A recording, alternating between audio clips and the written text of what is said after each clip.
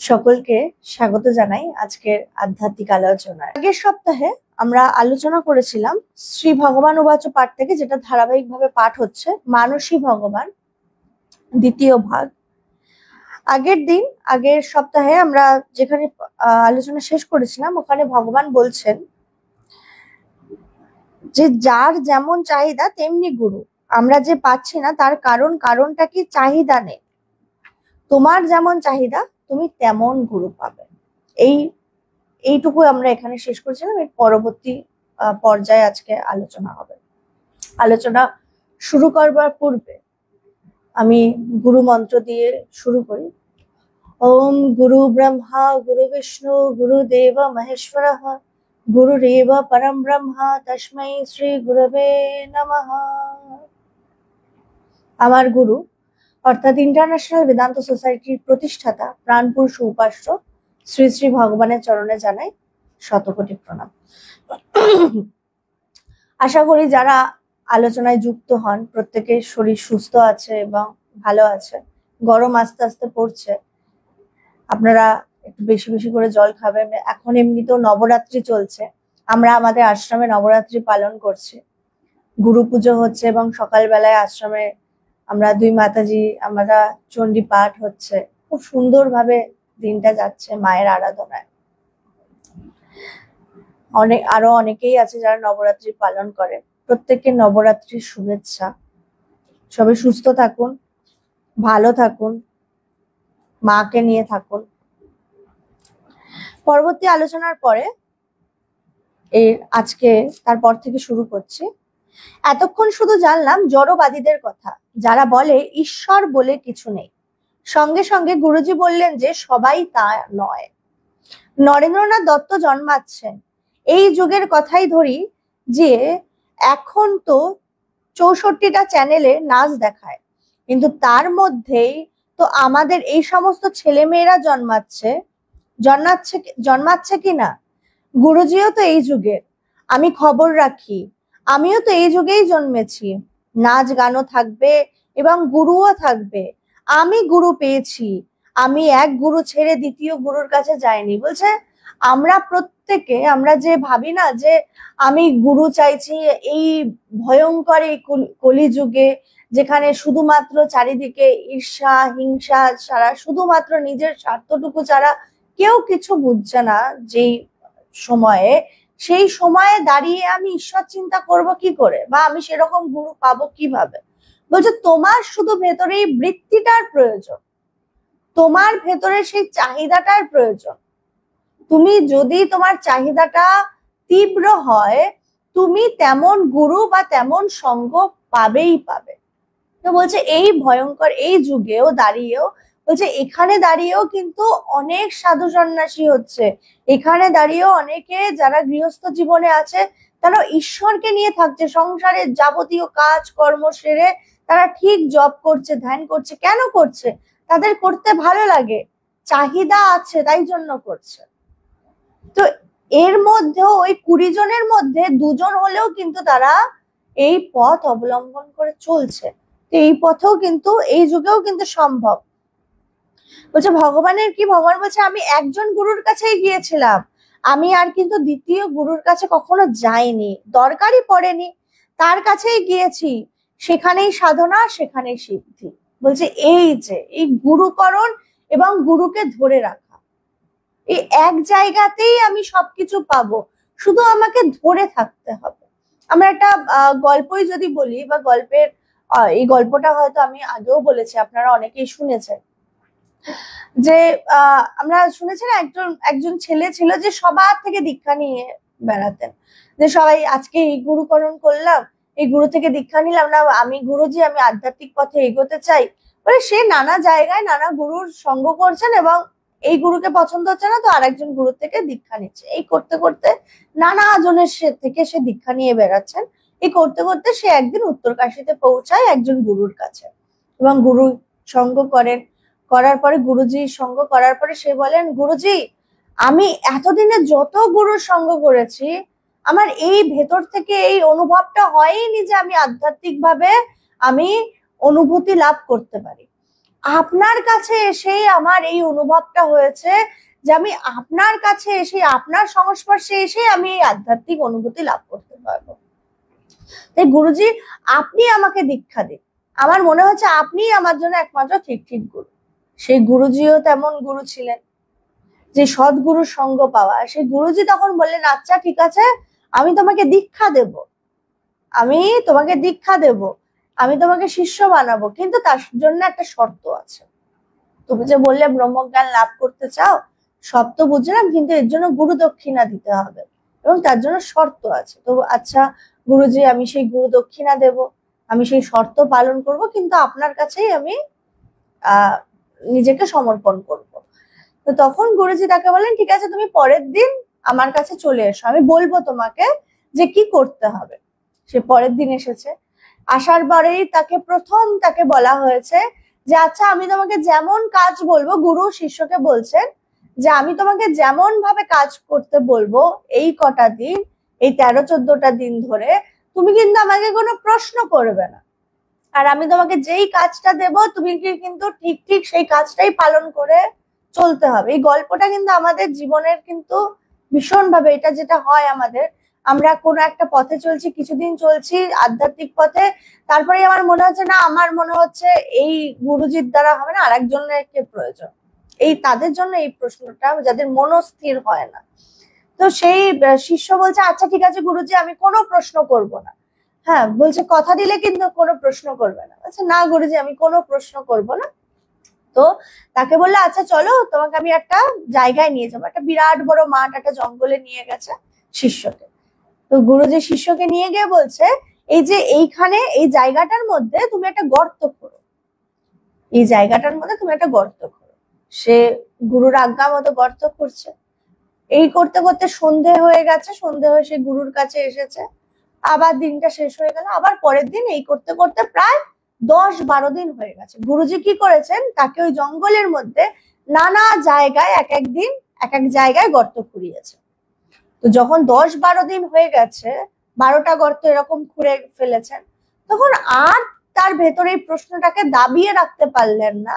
তিনি প্রশ্নটা তার গুরুজিকে করেই ফেললেন যে আচ্ছা গুরুজি, আমাকে এরকম নানা জায়গায় আমাকে দিয়ে এরকম গর্ত করাচ্ছেন কেন, উদ্দেশ্যটা কি? প্রশ্ন করলেন। তখন গুরুজি বললেন, বাবা, আমি চাইছিলাম একটা কুয়ো, আমি তোমাকে এই গর্তগুলো দিয়ে একটা কুয়ো খোঁড়াতে চাইছিলাম আসলে। তখন শিষ্য বলছে, আরে গুরুজি, আপনি আমাকে 10 দিন ধরে 10 জায়গায় কেন গর্ত খোঁড়ালেন? আপনি তো আমাকে এই কাজটা এই এক জায়গাতেই গর্ত খুঁড়তে বলতে পারতেন, এতদিনে তো জল এসে যেত, এতদিনে কুয়োটা হয়ে যেত। তখন গুরুজি বললেন, তুমি এই কথাটা বুঝতে পেরেছো? বলছে, হ্যাঁ, এটা না বুঝতে পারার কি আছে, এইটা কুয়ো খোঁড়াটা কি কোনো কঠিন ব্যাপার? আমি তো একটা জায়গাতেই গর্ত করলে কুয়োটা সুন্দরভাবে হয়ে যেত। না, তুমি কি এটার মর্ম বুঝতে পেরেছো? বলছে, ঠিক তেমন ভাবে তুমি যদি একজন গুরুর চরণ ধরে পড়ে থাকতে, তোমার ব্রহ্মজ্ঞান ওখানে বসেই হয়ে যেত। তোমাকে এই বারবার আজকে এই গুরু, আজকে সেই জায়গা, এত ঘুরে বেড়াতে হতো না। তোমার মন স্থির হতো, তোমার মন সুন্দর হতো। তুমি যে এত জায়গা ঘুরে তুমি কি করলে, তুমি তোমার সময় অপচয় করলে, সময়টাকে নষ্ট করলে। এই যে ব্যাপারটা, যে আমরা প্রত্যেকটা সময় কি করি, আমরা সময় নষ্ট করি, সময়গুলোকে নষ্ট করি। এই নষ্ট না করে সময়টাকে আমাকে কাজে লাগাতে হবে। যারা সত্যি সত্যি ঈশ্বরীয় পথে চলতে চায়, যাদের মধ্যে সত্যি সত্যি সেই ব্যাকুলতা আছে, আমাকে ঈশ্বরকে জানতে হবে, উপলব্ধি করতে হবে, তাদের জন্য কিন্তু একটু একটু করে আধ্যাত্মিক ভাবে নিজেদেরকে আরো বলশালী তৈরি করতে হবে, হতে হবে। তার কাছে গিয়েছি, সেখানেই সাধনা, সেখানেই সিদ্ধি। কেন? আমার চাহিদা ছিল বিরচিত। তিনি যখন বলেছেন, তুমি কি চাও? আমি বলেছি, আমি ব্রহ্মজ্ঞান চাই, আমি সত্য জানতে চাই, সত্য কামনা করি। আধ্যাত্ম বিজ্ঞান স্পষ্ট কথা বলছে, আধ্যাত্ম বিজ্ঞান কিন্তু অকপটে একটা চিরন্তন শাশ্বত সত্য, যার ক্ষয় ব্যয়, উদয়, অস্ত, কমা, বাড়া, নেই এমন একটি মৌলিক বস্তুকে স্বীকার করেন। মৌলিক বস্তু বলতে তুমি তো নিশ্চয়ই বুঝবে মৌলিক আর যৌগিক। মৌলিক হচ্ছে অমিশ্রিত বস্তু, যৌগিক মানে নানা রকম জিনিস দিয়ে সংমিশ্রণে তৈরি বস্তু। মৌলিক মানে সেটাকে মিশ্রণ হয়নি, মৌলিক যেখানে কোনো ভেজাল নেই, একটাই বস্তু এবং সেটা চিরন্তন, শাশ্বত, চিরদিন আছে, যার ক্ষয় ব্যয় এসব নেই, বাড়া কমা নেই, অর্থাৎ সেই ব্রহ্ম বস্তু। এই যে আমাদের প্রত্যেকের মধ্যেই কিন্তু সেই ব্রহ্ম বস্তুটি লুকিয়ে রয়েছে, আমরা উপলব্ধি করতে পারছি না। শুধুমাত্র এই যে আমরা প্রত্যেকটা সময় যে ভাবছি আমি পুরুষ, আমি নারী, আমি অমুক, আমি তমুক, নানা ডিগ্রি, এই সেই, বলছে আসলে কিন্তু তোমার অস্তিত্ব এটা না। যদি এটা সত্য হতো, যদি এটা সত্য হতো যে তুমি নারী বা তুমি পুরুষ, তোমার এই ডিগ্রি, তাহলে তুমি মৃত্যুর সময় এগুলো সব নিয়ে যেতে কিন্তু পারি না, সব কিন্তু রেখে যেতে হয়, এটাই সত্য। তাই তোমার ভেতরে যে রয়েছে প্রশ্ন করা, আমার উৎপত্তি কোথা থেকে, আমি এসেছি কোথা থেকে, এই প্রশ্নটা করা নিজেকে। আমার কি অস্তিত্ব এর আগে ছিল না? আমার কি এর আগে, আমার এই যেই মা বাবার থেকে আমি জন্মেছি, এই মা বাবার আগে কি আমার আগের কোনো মা বাবা ছিলেন না? বা আমি এই পরিবারে জন্ম নেওয়ার আগে কি আমার অস্তিত্ব এর আগে কখনো ছিল না? এই প্রশ্নটা করা আমাদের, প্রশ্নটা করলেই কিন্তু আমি উত্তরটা খুঁজে পাবো, গভীরে যেতে পারবো।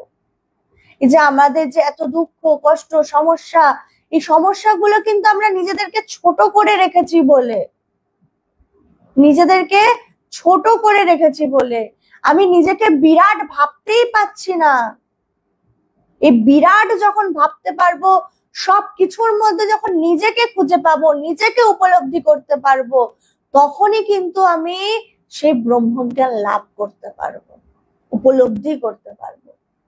তাই তার জন্য চাই কিন্তু ব্যাকুলতা এবং প্রশ্ন করা এবং গভীর চিন্তন করা, গভীর ভাবে যে আমার যে রক্ত মাংসের যে দেহটা, এর ভেতরে কে আছে, প্রশ্ন করা, এর ভেতরে কে আছে, কে চালাচ্ছে।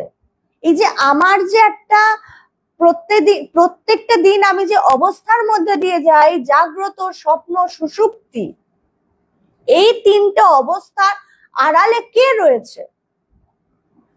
এই যে আমি যে দ্রষ্টা ভাবে যে নানা দৃশ্যগুলো যে দেখছি, এই এর আড়ালে আছেটা কে?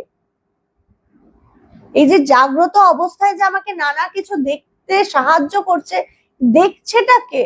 বা আমি যে স্বপ্নের সময়ে যে আমার যে অস্তিত্ব রয়েছে, আমি ভাবছি স্বপ্নের সময় আমার অস্তিত্ব, স্বপ্নের সময়ও কিন্তু তুমি রয়েছো, সুষুপ্তির সময়ও কিন্তু তুমি রয়েছো। সেটা কে? আমিটা কে? এর ভেতরে যাওয়া, গভীরে যাওয়া, তখনই কিন্তু আমি আমার সেই উৎসের সন্ধান পাবো, উৎসের সন্ধান পাবো।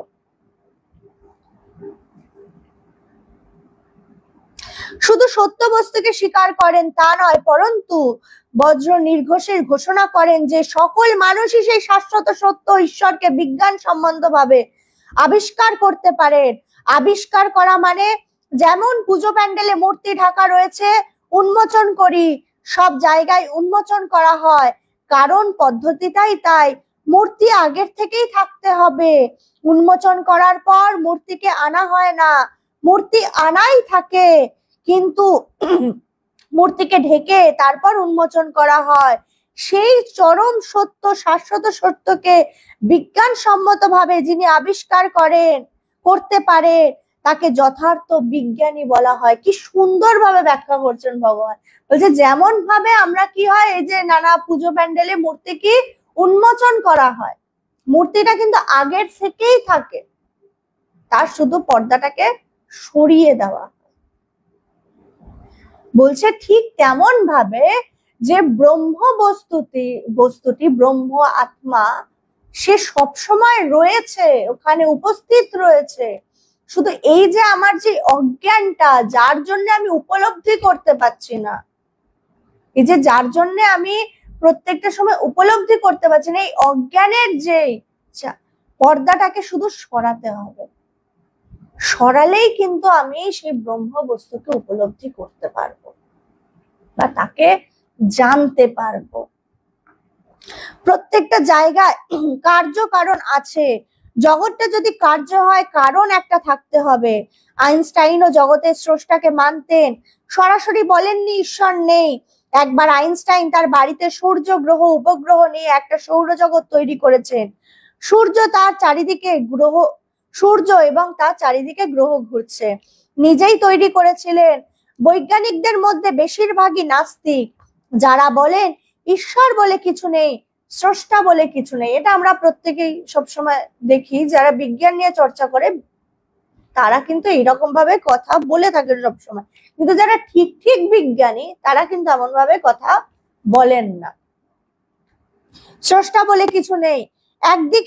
একদিক তারা এসে দেখে বলছেন এটা কে তৈরি করেছেন, এটা এমনি এমনি হয়েছে। আইনস্টাইন বললেন, তারা বললেন এমনি এমনি হয়েছে। এমনি এমনি কি করে হলো? সূর্যের চারিদিকে গ্রহ ঘুরছে, এটা নিশ্চয়ই আপনিই করেছেন।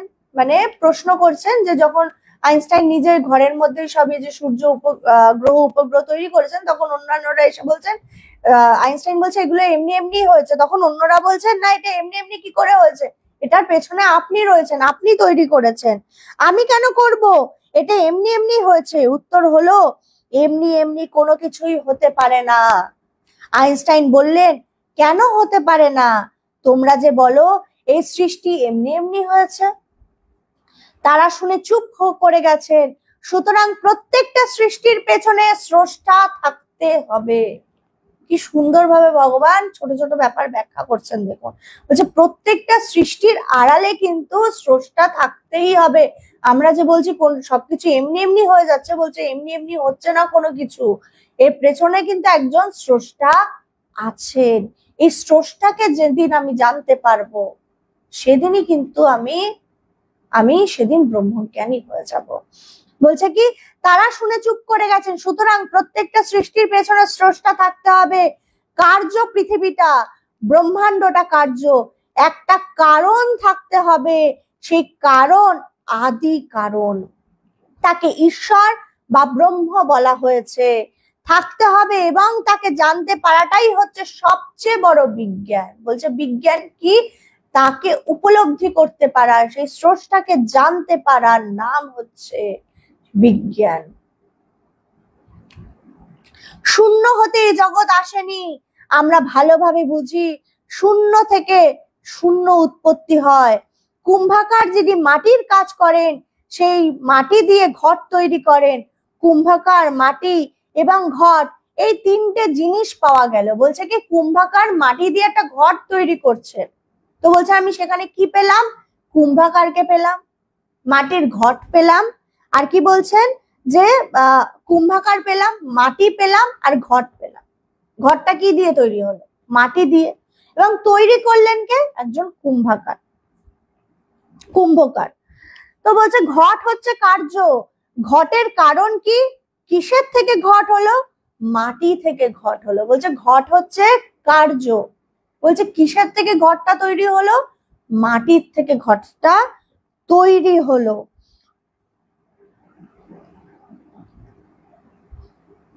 মাটিকে ঘট বানালো কে? সেই কুম্ভকার। কুম্ভকার হচ্ছে সেই আদি কারণ, যে এই ঘরটাকে বানিয়ে দেখাচ্ছে। কিন্তু কুম্ভকার নিজেকে দেখাবে না, কিন্তু যখন ঘট রয়েছে তখন কুম্ভকার থাকতেই হবে। গলায় সোনার হার দেখা গেল, সোনার হারটা সোনা দিয়ে তৈরি হয়েছে, হারটা কিন্তু সোনার। কার্য হচ্ছে গলার হার, কারণ হচ্ছে সোনা। আদি কারণকে স্বর্ণকার। স্রষ্টা থাকতেই হবে, সেই চেতন স্বরূপে যেতে হবে। বোঝা গেল? খুব সুন্দরভাবে কঠিন কথাটাকে সহজভাবে ভগবান ব্যাখ্যা করলেন। কিন্তু বলছে কি, তিনটে বিষয়কে আনলেন, কুম্ভকার, মাটি এবং ঘট। আমরা যে চারিদিকে যখন আমরা জিনিস কিনতে যাই, মাটির ঘট বা মাটির জিনিসপত্র, বা যদি আমরা মূর্তি কিনতে যাই, বলছে মূর্তিটা তৈরি হলো কিসের থেকে? মাটির থেকে। এবং এই মাটির থেকে যে মূর্তিটা যে তৈরি করলো, সেটা তৈরি করলেনটা কে? সেই কুম্ভকার। এই স্রষ্টাকে যখন আমি জানতে পারবো, উপলব্ধি করতে পারবো, আমার সৃষ্টি হলো কোথা থেকে, আমি যে এইভাবে আছি এর আড়ালে কেউ না কেউ তো আছেন। আমি কি একা একা এমনি এমনি জন্মে গেলাম? এটা হতে পারে না। এই সৃষ্টির পেছনে কেউ আছে। সেই স্রষ্টাকে যেদিন আমি জানতে পারবো, উপলব্ধি করতে পারবো, সেই দিন হবে আমার আসল জন্মদিন। আমরা যে জন্মদিনগুলো পালন করি, সেই যেই ডেটগুলো, আমার গুরুদেব খুব সুন্দরভাবে একটা কথা বলতেন, যে আমরা যে আসলে যে জন্মদিনগুলো পালন করি, সেই জন্মদিনগুলো আসলে কি আমার জন্মদিন? আমার এর আগে কি কোনো অস্তিত্ব ছিল না? আমার এর আগে কি কোনো অস্তিত্ব ছিল না? আমি যখন মায়ের পেটে ছিলাম তখনও তো আমার অস্তিত্ব ছিল। তো আসল ডেটটা কেউ বলতে পারবে আমার আসল জন্মদিন কবে হয়েছে? কেউ বলতে পারবে না। কিন্তু এই যে আমরা যেগুলো নিয়ে রয়েছি, সেগুলো কিন্তু প্রত্যেকটা আমাদের উপর কিন্তু চাপিয়ে দেওয়া, কেউ না কেউ দিয়েছে। আমার নামটা, আমার সবকিছু আমাকে চাপিয়ে দেওয়া হয়েছে। কিন্তু আমি কিন্তু চাপিয়ে দেওয়া হয়েছে এবং সেটা নিয়ে আমি ভীষণ সন্তুষ্ট। আমি ভীষণ সন্তুষ্ট। আবার কেউ কেউ আবার সন্তুষ্ট না, আমার এই নামটা কেন আমার মা বাবা রাখলো, এর থেকে অন্য কোনো নাম রাখতো। কেউ সন্তুষ্ট, কেউ সন্তুষ্ট না। কিন্তু সেইগুলো নিয়েই আমরা প্রত্যেকটা দিন রয়েছি, অন্যের দেওয়া জিনিসপত্র নিয়ে, সবকিছু অন্যের দেওয়া। ভাবছি আমার, আমি যা নিচ্ছি সবই পৃথিবীর থেকেই নিচ্ছে, আবার সবই পৃথিবীতে দিয়েই আবার চলে যাব। ভাবছি যে যেই কয়দিন থাকছি, ভাবছি বিশাল কিছু, আসলে না। তাই বলছে প্রত্যেকটা সময় গভীরে যেতে হবে। বেদান্ত আমাদেরকে কি শেখাচ্ছে? গভীরে যেতে শেখাচ্ছে। ভগবান যে এত সহজভাবে, সুন্দরভাবে বেদান্তের ব্যাখ্যাটা করলেন, যে যাদের আমাদের বেদান্ত চর্চা করতে ভালো লাগে, যাদের বিচার করতে ভালো লাগে, যাদের সত্যি সত্যি আধ্যাত্মিক চর্চা করতে ভালো লাগে, আধ্যাত্মিক চর্চা যাদের শুধুমাত্র টাইম পাস করার জন্য নয়, যে আমার এই সময়টুকু রয়েছে, এটাকে আমি সময়টা কাটাবো কি করে, না একটুখানি আলোচনা শুনে নিলাম, যাদের এইরকম বিষয় নয়, সময়টাকে শুধুমাত্র টাইম পাস করার জন্য কিন্তু আধ্যাত্মিক চর্চা না, যার জন্য বারবার বলা হয় শুধুমাত্র শুনলে হবে না, সঙ্গটাও কিন্তু করতে হবে, চেষ্টা করতে হবে যোগাযোগ রাখা, যোগাযোগ করার প্রত্যেকটা মুহূর্তে। যদি আমি আশ্রমে যাতায়াত করতেও না পারি, মাসে হোক বা সপ্তাহে হোক, তা যোগাযোগ রাখার, প্রশ্ন করার। কারণ নিজের ভেতরে যে প্রশ্নটা তখনই আসবে যখন আমি চর্চা করব। চর্চা ছাড়া কিন্তু প্রশ্ন আসবে না। এই যে আজকে যে আমরা শুনলাম বা জানলাম যে কি বলছেন, যে এই যে প্রশ্নটা করা, যে আমার অস্তিত্ব কোথা থেকে, প্রত্যেকটা সৃষ্টির আড়ালে স্রষ্টা রয়েছে, এই স্রষ্টাকে জানতে হবে। কার কার ভেতরে সেই ব্যাকুলতা জন্মায় যে আমি সেই স্রষ্টাকে জানবো? যদি ব্যাকুলতা জন্মায়, যদি আমার ঠিক ঠিক জানার ইচ্ছা হয়, আমি ঠিক আজ না হোক কাল সেই স্রষ্টাকে জানতে পারবো। এটা কিন্তু কোনো বুজরুকি নয় যে আচ্ছা ওনারা করেছেন উপলব্ধি, আমি পারবো না, ওনারা বিশাল ব্রহ্মজ্ঞ পুরুষ ছিলেন তাই জন্য পেরেছেন না, তুমিও পারবে। আমার গুরুদেব কিন্তু সংসারে থেকেই উপলব্ধি করেছে, তাকে কিন্তু ঘর ছাড়তে হয়নি।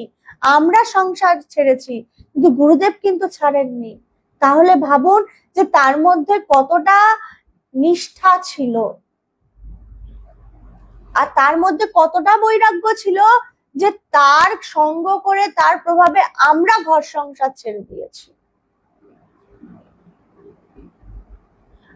এই যে ব্যাপার উপলব্ধি করতে হবে।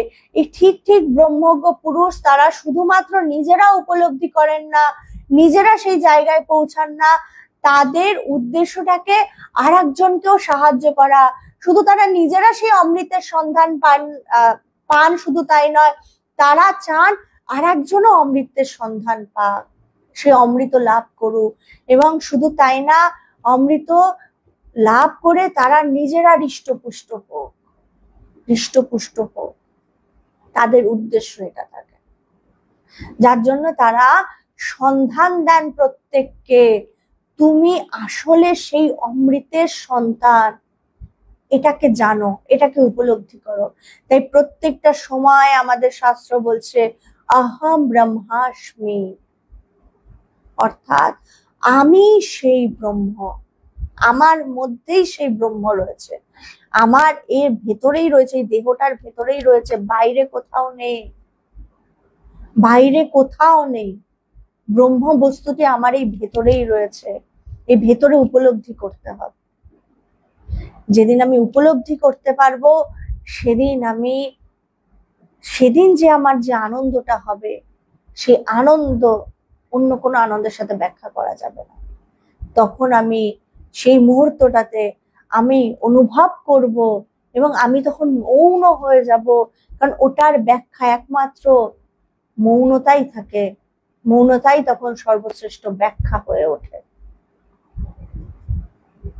আজকে আলোচনা এখানেই শেষ করছি। আপনারা প্রত্যেকে সুস্থ থাকবেন, ভালো থাকবেন এবং এই আধ্যাত্মিক চর্চা করবেন। রোজ অল্প অল্প করে ধ্যান করার, রোজ অল্প অল্প করে বেদান্ত কোনো বই পড়ার, রোজ একটু একটু করে চেষ্টা করবেন। 10 মিনিট নিজেকে সময় দেওয়ার, রোজ একটু একটু করে। আর যদি কারোর কোনো আধ্যাত্মিক প্রশ্ন থাকে, অবশ্যই আমার সাথে যোগাযোগ করবেন। ফোন করতে পারেন বা হোয়াটসঅ্যাপ করতে পারেন, অবশ্যই করবেন। কারণ দেখুন, প্রশ্ন করাটা কিন্তু খুব জরুরি,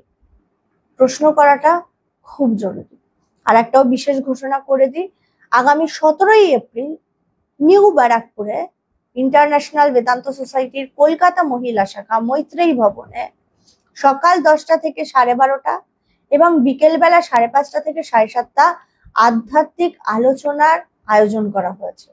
যারা যারা এই অনুষ্ঠানে আসতে চান, প্রত্যেককে আসুন। সারাদিনটা ঈশ্বরীয় আলোচনার মধ্যে, চর্চার মধ্যে দিয়ে কাটান।